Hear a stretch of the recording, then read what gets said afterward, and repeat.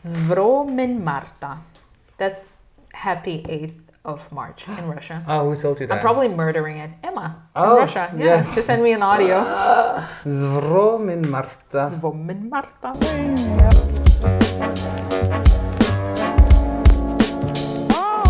Hey, boo. Hi, I'm Louise. And I'm Rogier, and we're back. Rogier and Louise celebrate. Woo-hoo! I never know if my name is first or if your name is first. Doesn't matter. Should it be my name first? Louise and Rogier celebrate. For marketing Sounds better. purposes, we have it Rogier and Louise because I created the email. And I always think me first. Oh, sorry. Anyways, we started recording this podcast in quarantine. Genau. Because we couldn't celebrate a lot anymore. I mean, we could, but all celebrations were just like you alone at home. Yes. And that's just sad. So while we were alone at home, we thought, why not look up all these celebrations that we have been celebrating for the last few years? Do the research, do the internets, do the Googling about it, and then make an informed decision. Are we going to celebrate it again after Corona or That's not? true. That's true, because if we took a hard look in the mirror, some of the stuff that we celebrate nowadays are kind of weird. Yeah. And some of the stuff that other people celebrate are awesome, and maybe we should start celebrating it as well. Exactly. Well, before we go into our new podcast for this week, which is a very interesting topic, let's go to the disclaimer. We love researching things. We love learning things. However, it could be that we miss out on things. It could be that we miss perspectives, that we miss information, that we miss out like a website that is just too far down on Google. All of that can happen. But that's where the listener comes in. So if you feel that we missed something, email us at the email Rogier and Louise celebrate at gmail.com. That's Rogier and Louise celebrate at gmail.com. We actually got some feedback from the last episode, didn't we? We got so much mail, girl. Like our inbox was flooded with emails. But thank you all listeners for sending those emails. One of the emails I'm gonna read. I have to read it for you. Please. Oh, please. This is from a girl named Emma. Now Emma lives in the UK. And she writes, Dear Rogier and Louise, loved the podcast. Thank you, Emma. We loved it too. We loved doing this for you. And she said she learned so much. And then she sent some lovely cards that she sent her friends this Valentine's Day. Isn't that sweet? Adorable. Thank you, Emma, for listening. And thank you for writing in. So let's get into this week's episode. Second episode, International Women's Day. Rogier, What? tell me one thing. Have you ever celebrated International Women's Day? I have not. I have taken the day. I've gotten the day off from work, yes. But I have not done anything to celebrate women on that day. No. I also don't remember ever actively celebrating it all that much. Like, I know that around this date, there's always workshops and magazines do special publication and like always focusing on women's rights and women's activism. And I gotta be honest, like before we actually sat down to discuss this, I thought that Women's Day existed and then women took this as an opportunity to make it activist. But it's actually the other way around. Women's Day is born from activism. Tell us more. Sit down, because it's a lot. It's a lot to research. There's, let's say, 3 main areas of this date that are relevant. 3 important cities for this holiday. One is when it was actually first started, or when we have the first documents or events that mark International Women's Day.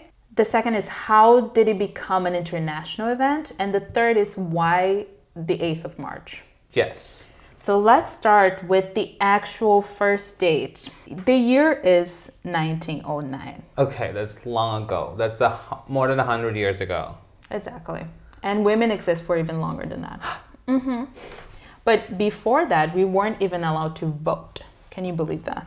Oh yeah, by the way, fun fact. Do you know which country was the first to recognize women's vote? Could you give me... It's like a country where everything seems to work and everything seems to be perfect. New Zealand. Exactly. Is it? Everything is better in New Zealand. New Zealand. We want to have to visit. If you're listening, us. send us tickets. Genau, but go on. So in 1909, in most places, women couldn't vote, including the US. And in the US, there were a lot of movements and protests and social organizations, also political organizations, that were protesting against that and trying to get women to be included in the voting system. And the Socialist Party of America at the time, they organized an event, which was a protesting event, so an activist day, that they called the National Women's Day, which was celebrated then for a few years after that, always at the end of February, beginning of March. And on that day, women would protest, go to the streets, and actually preach the word of feminism, as we should every day, even today. So that was New York in 1909. Yeah. And that's the first idea that we have of Women's Day. Now, 1 year later, in 1910, that's when we moved from New York to Germany. Where they have a female chancellor.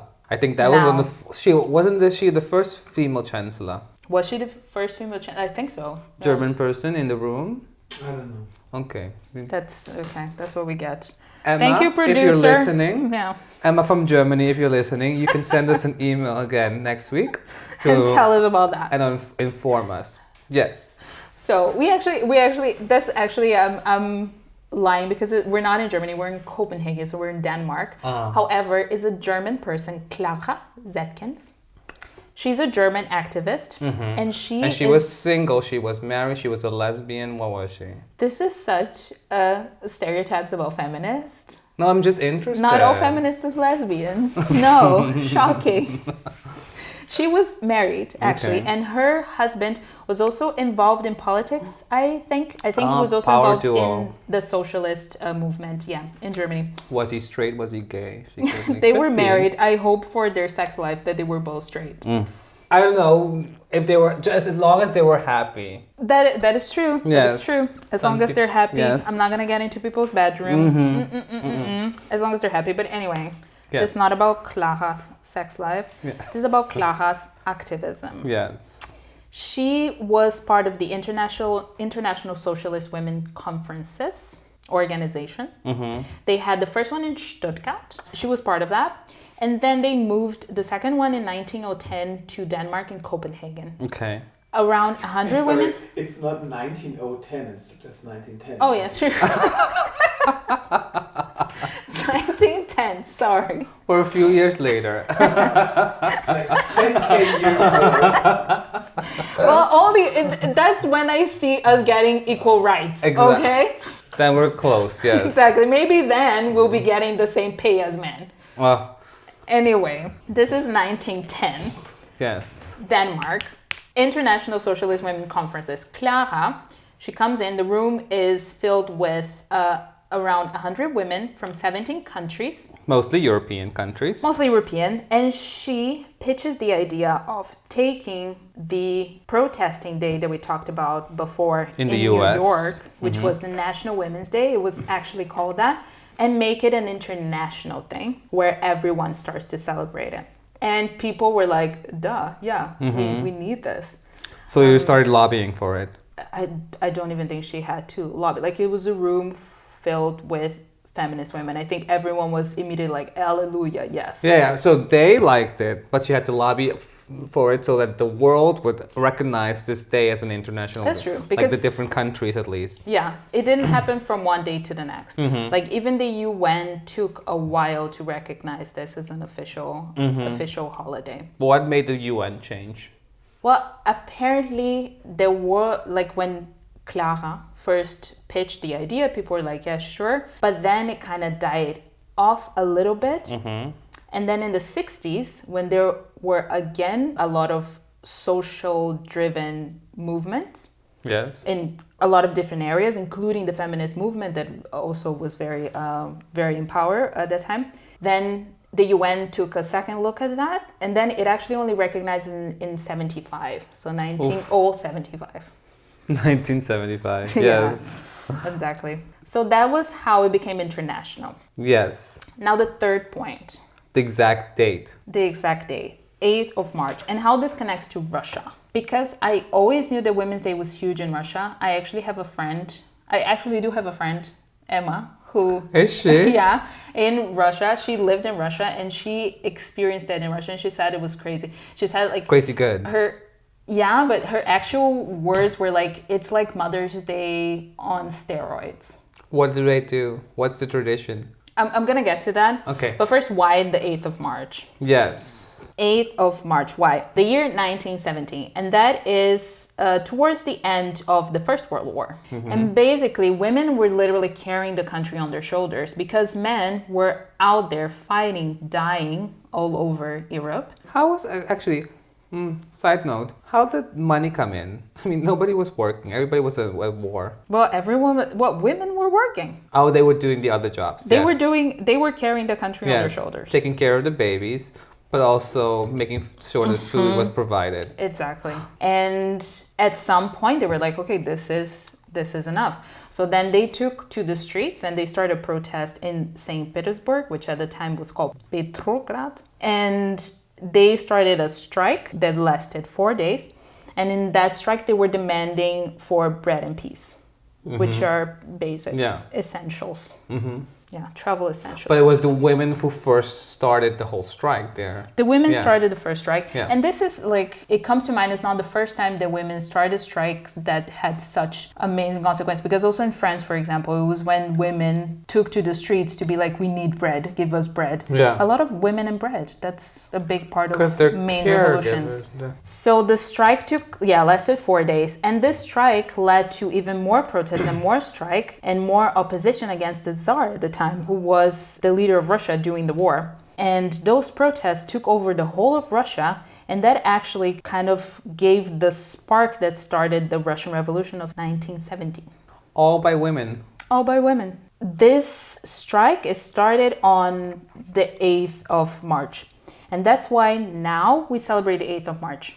Ah, that's where the date comes from. That's where the date comes from. Thank you, Russian women.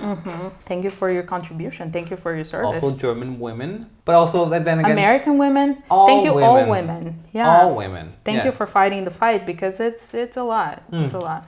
And the fight is not over yet. So we got the day. So we got one day of the year where people look back and reflect on how far we've come and how far we still need to go when it comes to women's rights and equality for women. Exactly. And that's all very important. We all want to do that. We want to use this day as a day of reflection and protest and activism for women's rights. However, in Russia, they celebrate it more like a party. Oof, okay, tell me more. So in Russia, is a bank holiday. They actually call it the 8th of March. So it's not really International Women's Day, but it's 8th of March. Because for them, also because it started on a strike that started in their country, for them is a huge, also political date. But it's still the date that we celebrate women. It is still International Women's Day, but they call it, the 8th of March. Yes. And there they still celebrate women in the sense of is a day where men typically give gifts to women. It's like a Valentine's Day, but the Russian version of it. With activism behind it. So what kind of gifts would you get? Like a box? No, I mean just because the history of it is activist. Okay.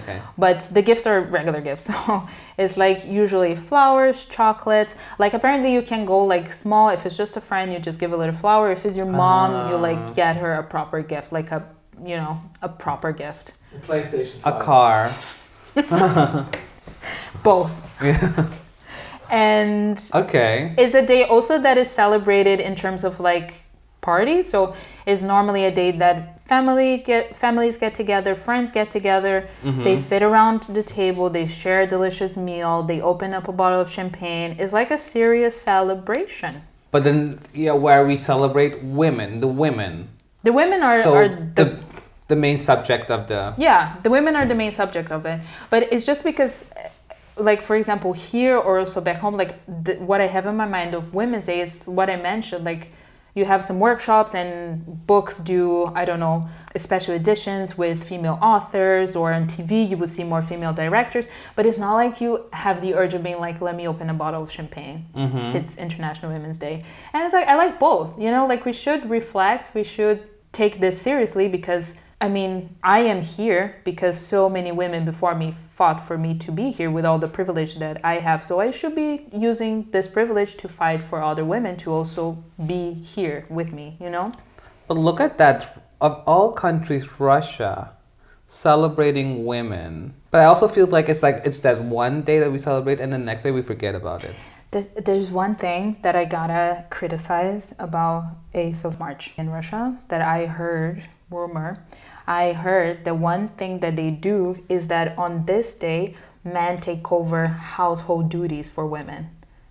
As and if it's like, that's, how dare you? That should be every day. You should split the work 50-50. What are you doing the rest of the day? What the rest of the year? Yes. 8th of March, you do some housework. 9th of March, you do what? You sit on your couch and watch TV and wait for dinner to be ready for you? This is bullshit. So that I didn't like.